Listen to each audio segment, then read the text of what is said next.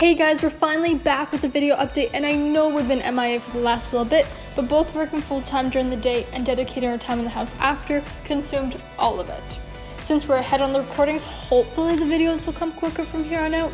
Please be patient with us, I promise it will be worth it. So a quick little recap since last time, we did finish pouring the basement floor if you remember, and we are starting our favorite part, which is framing. This was particularly difficult because it is a walkout basement and nothing is the same height. So James did lots of lasering and running of strings to make sure our walls were the same height. He also did trust me enough to cut all his pieces, so if something is out, we can blame it on me.